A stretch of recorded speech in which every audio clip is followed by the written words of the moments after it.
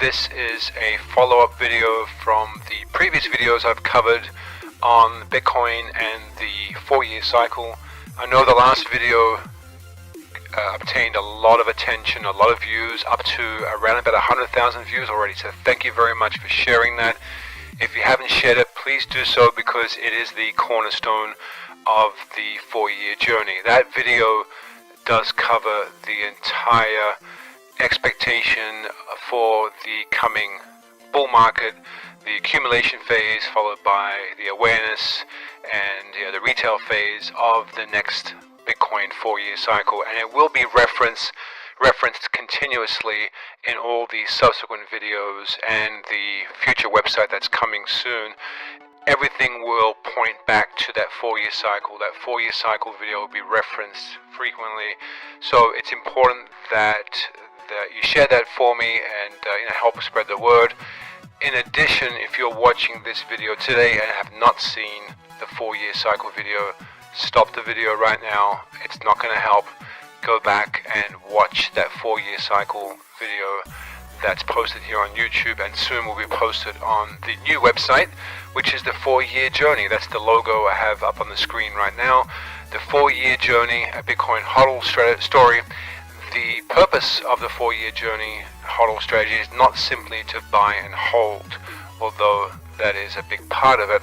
It's going to be about learning how to hold a significant position when the gains get serious, and when you're in a very profitable position, how to manage that position, how to manage your psychology, how to manage your emotions, how to manage the FOMO that's going to be going on around you. That's going to be a very important aspect to holding and maintaining those gains. Far too many people get into a good position, into a long-term investment, but end up selling out far too early. I mean, in the very early stages, purely because the gains are just too much to handle. And that's a good problem to have, but it does require a lot of strategy in dealing with that. So that's going to be a big part of the 4-year journey. And of course, more importantly, is once you get to the point where we feel the 4-year cycle is in danger of topping out, we will then provide strategies on how to begin to scale out, how to begin to exit, and how to begin to maximize the hold that you did for many years, we hope, at that point, and get out on top with as much of the gain as possible without giving a lot of it back, of course. That's going to be a huge part of this going forward. So what's this video going to be about? So the first video was, what is the opportunity? Okay, so the 4-year cycle videos that I published earlier present the opportunity ahead. So it's the investment thesis for getting into Bitcoin, for holding significant amount of coin, and what that opportunity looks like going forward. That was kind of the first foundational piece for this series. This video is going to be a little more technical and focus more on the position itself and the allocation that I believe one should consider. I'm not going to tell you what to do, but what type of position I think you need to maximize your returns over the coming years. I'm also in this video going to allocate, and I think many of you know this from previous videos and comments I've made, I'm going to allocate 25 BTC that I have into a new public address that is going to simulate a $100,000 US portfolio. And I'm going to price these at a $4,000 price, hypothetically, just for the investment, for the portfolio's perspective, to simulate that $100,000 investment. 25 BTC at $4,000 equals 100,000. The goal there is not to say that you should put in 100,000. The goal is to basically say that for every $100,000 allocation that you put in to this strategy, this is how you want to trade and invest over the coming months and years. So there will be points where we want to take some profit, taking our investment out, for example, one of those I believe is going to be around about the $15,000 level, where we'll be taking some off the table, for example. And I will use that model portfolio, which is actually real Bitcoin, of course, as a guide for and more transparency to show you what I'm doing personally with some of my Bitcoin. Now, I have a trading account that I trade with, and I trade that on the daily charts. But this allocation is only for the smart HODL story that they're presenting here as part of the 4-year cycle. That if you have less to invest, that's fine. You take a percentage of it. If you have 10,000 or the equivalent of 10,000 to invest, if that's the right number for you, then you will just reduce that by the 90% or whatever it is, right? So you're gonna allocate 10% of that. So you'll use a 2.5 BTC allocation, and then you will, if you want to, of course, follow the same strategy, you will then just proportionally buy and sell along the way, based on that allocation level. And if your right allocation is $1 million, for example, then you will do 10 times the amount, and you will again do the same thing. You will just use 10 times the amount that I do personally. Alright, so before we get too deep into the actual allocation and the Bitcoin move, let's talk briefly about the overall allocation, what the right allocation might be for you. The disclaimer, of course, is that none of this is intended to be financial advice. This is educational in nature, and I'm actually just outlining what I'm doing personally. How you choose to interpret that information is purely up to you, but I'm just giving you kind of my background and my experience and how I'm going to approach this going forward, and I'm going to try and do it in a more of a transparent manner, of course. Okay, so that's the that's kind of the disclaimer that I want everybody to be aware of. The other thing is, before I get too deep into this, I'm not going to be able to eclipse the previous 4-year cycle videos in terms of how excited you're going to get over these videos. The last video I did, it was full of hopium in many ways, and full of it was full of opportunity that people can see as being obtainable. And I know people watched that and got really excited. My intention wasn't to, it wasn't a motivational video in that sense. It wasn't designed to get you all sort of really emotional and excited about it. We want to be excited about an investment opportunity, but we want to be rational. And here's where I think I will lose many of you with this video, because this video is an actionable video. It requires you to now begin to take action on your own behalf and put some of this into practice. The previous video allowed you to sit back and get really emotional about the opportunity, but this one requires that action that I'm sure many of you will not be able to follow through with. It's almost like watching those motivational videos on getting fit, lean, and healthy. They're easy to watch, and they're actually nice to watch. They give you that kind of adrenaline rush, and you can kind of like taste it for a brief second there. But then once the video ends and you go back to your life, it's very hard to make those lifestyle changes that you need. In terms of getting to the gym, in terms of working out, in terms of eating the right foods, for example, to obtain those results. So those motivational videos are a very sort of short-term impact, and in some ways that 4-year cycle video was similar. It provides the motivation and outlines the opportunity, but how you choose now to begin and to execute is really what's going to be important. So this same applies to investing. It requires focus, it requires a plan, it requires a strategy, and most of all, it's going to require a lot of discipline, patience, and it's going to require you to do the execution portion of that strategy. So the first point we're going to cover here is the actual allocation amount. How much should you buy? How much am I buying, for example?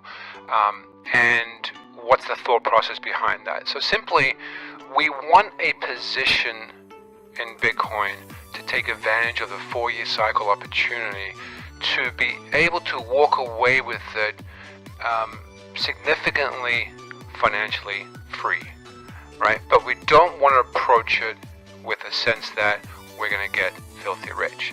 If you start thinking filthy rich, you're actually probably going to end up not making any money, to be honest with you, and potentially even losing money. And that's because it's just difficult to be significantly over leveraged or over positioned to one opportunity and safely and easily ride, the ebb and flow nature of a speculative and volatile asset like Bitcoin. It's best to have a reasonable position, a reasonably sized position that you will be able to sleep comfortably at night, not waking up at 4 in the morning to check the price of Bitcoin, or when Bitcoin has a really bad week, for example, that you are emotionally distressed by it, purely because of the amount of leverage and the size of the position that you have is just far too proportionally big for your overall wealth situation in your current lifestyle. So for me personally, the allocation that I want is a maximum of 10% of kind of liquid assets that I hold. It's actually closer to 5% than it is 10%. I don't want to be allocating any more than that to this type of strategy. I'm not a believer in the sense that Bitcoin is going to replace every other government issued currency. I'm not a believer that Bitcoin will be kind of the world's reserve currency.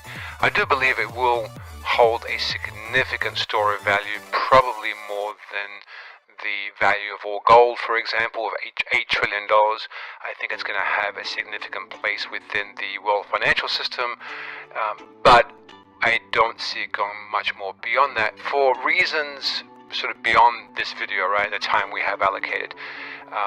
So for me, I still want to own businesses, and I still want to own real estate. I definitely own stocks, and I definitely want to own gold, and I definitely want to own other assets and other income-producing assets.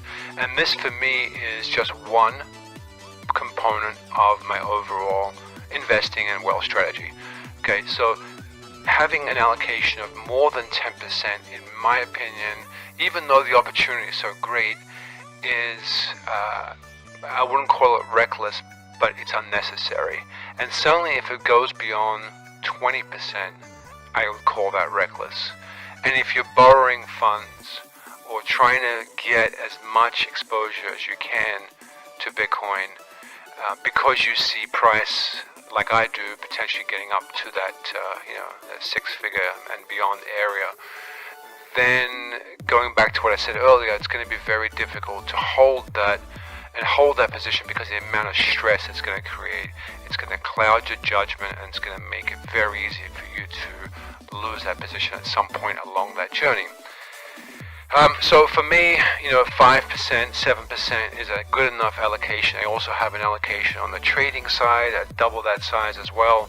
So there's allocation there, and obviously I have, with videos and different websites, exposure to crypto itself. So point is that when you're looking at something with such a huge asymmetrical opportunity, so meaning that for every 1 unit of risk that you put in, we're looking at an opportunity of say 30, 40, 50x, then that alone tells you that you don't need to risk a whole lot. Why risk 20, 30%, 40% of what you've worked so hard for, where the opportunity is 20, 30, 40, and 50x.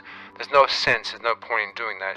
Even with a 10% allocation, if we can realize the goal of this journey, then we're talking about being 300%, 400% up overall on your disposable wealth and income. So that's the perspective I think we need to take into this when looking at such an enormous possibility that lies ahead. Take a more sustainable allocation to this that allows you to see this as just one component of an overall strategy. And but at the same time, right, what's going to be very important is that we have to realize that reward if it gets up that high. So you don't want to be like almost everybody else who doesn't have a strategy. They're going to get in here, they're going to call themselves a hodler, right? And they're going to buy, but they're going to get out at 7,000, they're going to get out at 9,000 or 12,000 or 18.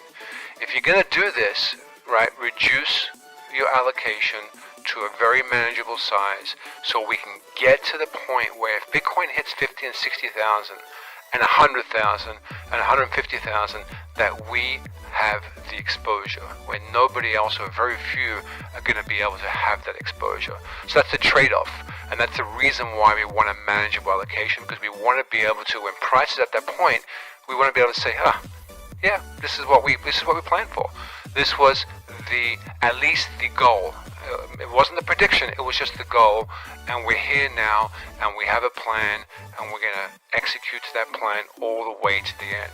And that's going to be, I think, the overall and overarching theme and message from this website and this journey that we're going to take, is that if we do realize that cycle the way it was outlined in the previous video, then we will we will profit from that.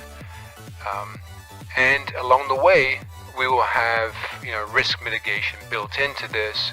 And the first risk mitigation piece starts with the allocation. When you make that allocation and you go on this journey, you are immediately risking 5 to 10%, whatever that number is, of that wealth into this sort of strategy. So you immediately have that at risk. But if that's the overall defined risk, then that, at least for me, is manageable and something I'm willing to take on. So you have to be, one, willing to say, I'm going to potentially lose my initial 5% or 10% allocation to this. And that's the price I pay to see if Bitcoin will or could get itself up to that level that we have outlined in the previous videos. That's the risk we take. Now, again, like I said, along the way, we will start to, if Bitcoin succeeds, even partially getting to even previous highs, I will show you a way, at least I will, take back a lot of my initial risk by taking some off the table and minimizing that risk to the point where we'll be playing with, so to speak, the house's money, and we will be in a very strong position if it gets up back to all-time highs and beyond. Very strong position, because we will have taken back our investment and banked it, and we'll be sitting there with only profitable positions. And the reason we want to get to that point is it makes holding through massive gains much easier to do. So the $100,000 25 BTC position that I have is not my full HODL position, but it's actually not too far away from it, to be honest with you. So for me, it's going to be meaningful. It does represent exactly how I'm going to trade this over the next 2-3 years. So I wanted it to be meaningful. I wanted it to be significant. I will in a minute open up the Trezor here live on this recording and make that move and publish the public addresses. I know there's a security, privacy type of concern there. It's fine with me. None of my coins are sort of black market coins. I bought these on exchanges. They are tied to my name, and I do intend to pay my taxes when I sell, so I don't have any issue with that. And a lot of my coins are very hard to trace back to other sort of investments, so I'm okay with that. I'll publish the public address so you can just track it and you can see. If I bail out, then you'll know that my 4-year journey is not what it was, or what I said it was going to be. So I feel that adds a little bit of, I wouldn't call it legitimacy, but I think it adds more realism to the journey that we want to take over the next 3 to 4 years. So I'm not encouraging you to post your BTC public addresses, but if you want to, it might be fun in the comments as well to publish your allocation to this, or at least a portion of it, whatever you choose to do. And we can ride along and see how we go over the years, and we can look back at that. But in the future, when we get to stage 1 or allocation, or step 1, where we're going to take some off the table, I will be taking it out of that BTC allocation of 25 and showing the over time the sales that we make as part of that strategy. Alright, so onto my Trezor. I created a new address. This is the address here. We have 0 BTC obviously in this account. So now I'm going to go over to my Trezor and I'm going to send the 25 BTC to this address, and this address will be the tracking address for the remainder of the 4-year cycle. Okay, so I just sent from the Trezor to this address. Let me do a refresh on this page. Alright, so there it is. One transaction, unconfirmed, 25.05 BTC. Alright, so now we have our tracking address, or at least my tracking address for this journey. This represents my $100,000 allocation, although it's worth more than that now, of course. But the reason why I said 4,000 and didn't use less BTC was because the first video I published, I think Bitcoin was around $4,600, and the second video, and this may be the other way around, but one video was at 4,700, the other video was at 3,600. So around about, an average of around about $4,000, $4,200 is kind of when I've been calling people to make their allocation, get their position that they need. So I'm just modeling this off of that. In the end, I don't think it's going to make a huge amount of difference, especially when we're talking about the type of money or the type of price that I'm looking for BTC in the future. So I get the question a lot, hey, you've been talking about this big retrace back to the December lows or a big shakeout and things like that. So why should I buy now? Why should I buy my 5% or 10% allocation today if I don't have it, when you expect Bitcoin to go back down? And that's a good question. I mean, it makes sense to some extent, right? If I'm talking about a $2,000 drop in Bitcoin, at 30 or 40% drop, why the hell would you want to get in now? Well, the answer is kind of simple. It is that, one, the opportunity here is for a 40x move. So you don't want to be playing around with the entry when really this is all about the holding and the smart holding and being able to hold through the larger numbers that we plan to see in the future.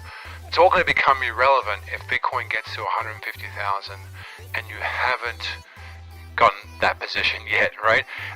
There's a chance, and Bitcoin's a crazy volatile asset that has a huge following. There's a chance that from this level today, I'm going to flip to a chart, and here's the weekly, right? There's a chance now that Bitcoin goes higher and does not necessarily even come back into this area. It's not what I expect at the moment, but there's a chance. And if you don't have that allocation and something like that plays out, you're not going to be able to get in. And if you do get in, it's not going to be with the right allocation. You're going to be pretty upset that it's already doubled or more in price. And I'm telling you, you're not going to be able to get on board with a strategy like this. So if Bitcoin does something like this and gets to say 7,500, but then retraces back down, to no more than sort of 6,000, and then sort of spends a lot of time on the bottom there before going higher, you're going to find it very hard to get any type of allocation based on this, because you're looking and your eye is focused on this 3,000, even 2,000 area, and 4,000 for one more time. I mean, there comes a point where there just isn't another one more time down, right? Now, if you need to, you could take your position now and then also add a little extra more if it does, or when it does get down into that $3,000 range. I do think, because I've been through so many bear market bottoms in the past, I do think we end up seeing at some point soon, either with the May 60-day cycle lows due, some type of decline down, right? Or even further to that, one more in August, which is the next 60-day cycle after, kind of down into this sort of 3,600, 3,500 area, which would be a huge shakeout, maybe even go further down. You just don't know. It's not about short-term price prediction. It's more about letting you know what the possibilities are. And if this would occur, we want to be prepared for that as well. We want to be ready for it. But you don't want to be waiting on the allocation for something like this. You want to maybe add to it a little bit, get a little more exposure if you need to, knowing that we're now well and truly past the 4-year cycle low, and then it can come up from there. Like I said in the 4-year cycle video, that's more like the trajectory I outlined in the 4-year cycle video. But it's regardless, right? This is still a good price. This is below all the clusters that we saw in 2018. It is still 75% or so below the peak. It's a good entry, guys. It's a good place to get your position and be content with it. And if it gets $1,000 lower or $2,000, like it's possible, then it's fine. That's just part of the process. At some point, as part of this strategy, if it unfolds, we're going to be well above that, and your position will be well in the black. So all I can say is get your position, hold the position, and just look longer term when it comes to the price movement. Never look at Bitcoin from a daily chart perspective. Ignore the news like we had yesterday, for example, with the Tether news. Ignore that news. That's all noise for a long-term holder. Look, it's just one little candle. Here it is here. That's the news right there. In the grand scheme of things, when you zoom out, what do you see? All right, you see so many of you see Mount Gox all the way back, many years ago. You see other scares, and you see other hacks, for example. You see other bear markets. It's all part of the process. It's all noise. If you get caught up in that noise, you're going to lose your position, or you're never going to get your position, and you're going to miss the focus on the long-term goal, which is up here, okay, as was outlined in the 4-year cycle. That's the goal. That's the plan. As I said before, eye on the prize. Get your position now and get it in BTC. I get asked a lot, should my position be, a bunch of altcoins or a bunch of different coins? Well, yeah, you can have some, right? But this strategy is going to be about BTC. And why? I'll tell you very simply why. It's been 10 years, a little more than 10 years since Satoshi came out with the first true sort of tradable cryptocurrency, Bitcoin. And in 10 straight years, we've seen probably 5,000 now. I'm just guessing. I know it's many thousands because there's already a couple thousand on the market cap website. But there's probably been around 5,000 different tradable coins that have come out in the 10 years. There's been around about 15 or 20 clones or forks of Bitcoin itself. There's been other supposedly Bitcoin crushing technologies that have come out and come and gone. But think about this for a second. In 10 straight years, there's one asset that still commands more than 50% of the total market cap, has never once been unseated from the number one market cap position, okay, has by far the absolute most hashing power behind it, and is the only real asset that smart money institutions and wealth managers care to be involved in, and it has the network and it has the brand. So why, when we're looking at a 40x, 50x opportunity like this with Bitcoin's history, why the hell do we want to mess with anything else? People get greedy and they think, well, Ethereum did 200x or even 1000x. Yeah, it did. So what? Okay, and it's down 92% as well since then. It doesn't matter. Go with what it has the highest by far probability of being being achievable, and in this case, that probability is Bitcoin. That probability is Bitcoin over the next 4-year cycle, getting up and doing another 10 or 20x from the all-time highs as it has in previous cycles. That's the opportunity that I want to focus on and solely on, and not be sidetracked with the allure of massive gains from other altcoins, that could end up easily being unseated by others. Ethereum could easily be unseated by EOS or NEO or ADA or any other one of these sort of distributed apps, platforms, smart contract platforms that are out there. There's so many of them, and it's a matter of what's the next flavor of the month. Ethereum is not guaranteed to be it. Privacy coins like Monero and Zcash, I mean, they could be easily unseated by Bitcoin privacy that's coming. There's a whole host of reasons why any one of these other ones will or could simply just fall off that top 10 list and never come back. You don't want to be in that. This is about minimizing the risk, focusing on what the potential is, and then executing with a lot of focus, right, on a strategy and a plan to come out of this at the end with 100% looking back saying, yeah, 3 years ago in April of 2019, I put in my allocation and I was going to take X amount out of 15, I was going to take X amount out of 50, I was going to take X amount out of 100, and I did. It came true and I executed because the plan was reasonable and manageable. Okay, I know I'm kind of being a little repetitive here, and I do that on purpose because I think people need to just slim down their expectations, be hyper-focused, and see the vision, and then make sure they execute towards it, and then of course mitigate risk. Okay. And here's another thought. Back in 2014, I really liked what I was seeing in Bitcoin, but it was in the crashing stage. It was in halfway through the bear market or more. It was crashing through $400 from sort of $1,300 on the way down. I didn't want to buy because I wanted to see the $100 level. This was a tweet that I replied to somebody I was following on August 24th. It went down to 150 and I still didn't buy. It was down 90-something%, I believe, 92 if I'm not mistaken.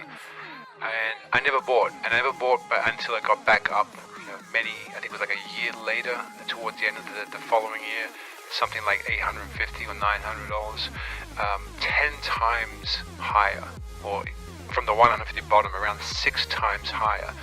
That's just huge, and getting close to new all-time highs.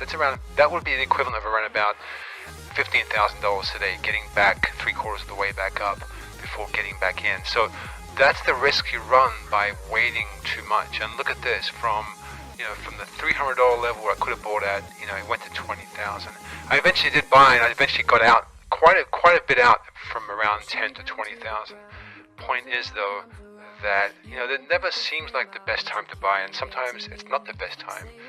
It doesn't end up being in hindsight the best time, but in the future it was the best time because you got your position. And that's one thing I want to make clear, is that get your position is the right thing to do when you're an investor, when you have a long-term horizon.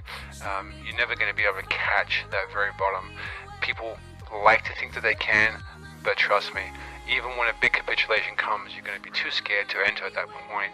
It's going to reverse on you, and then you'll never get back in. Just buy your position, get comfortable with it, and get comfortable with whatever you are given and wherever price may go in the short term. Okay, so let's wrap this up. Okay, so these videos are going to come out probably every 3 weeks, maybe every 4 weeks, sometimes sooner, sometimes later. These are free, right? There are no expectations I have of you. You do your own research. I'm providing some of the research, I hope, for you. You're on your own after that. I'm here to help as much as possible. There's going to be a website coming out soon for the 4-year journey where this would be published, and also some more written text, and an opportunity for us to do more of a forum type discussion. So that should be out in maybe a week, maybe 2 weeks. I was hoping to have had it out by now, but it's not out. Again, as always, I'm not a YouTuber. I have no plan on being a YouTuber. I don't spend time polishing up these videos. I don't add graphic and sound and music and so forth. You're not going to get that from me. You're going to get just what experience I have, and in my best effort to present that experience to you in a meaningful way. If you don't like it, then I'm not trying to sell you or anything. You can move along very nicely. If you do like it, you're welcome to share the videos. You're welcome to share the website. You're welcome to share the story. The more people we can help here to take advantage of what I think is coming, I think the better off we'll all be, and I think we can always look back on it and smile, and maybe even one day get together and have a small celebration. So I hope you enjoyed this video today. It's a little more technical and a little more requires a little more action on your behalf. Like I said before, it's time to get out from the hopium. That's great to have a 50,000 foot plan. Now it's time to execute on the first step of that. That's the allocation. I hope it works for you. Thanks for listening, and wish you all the best.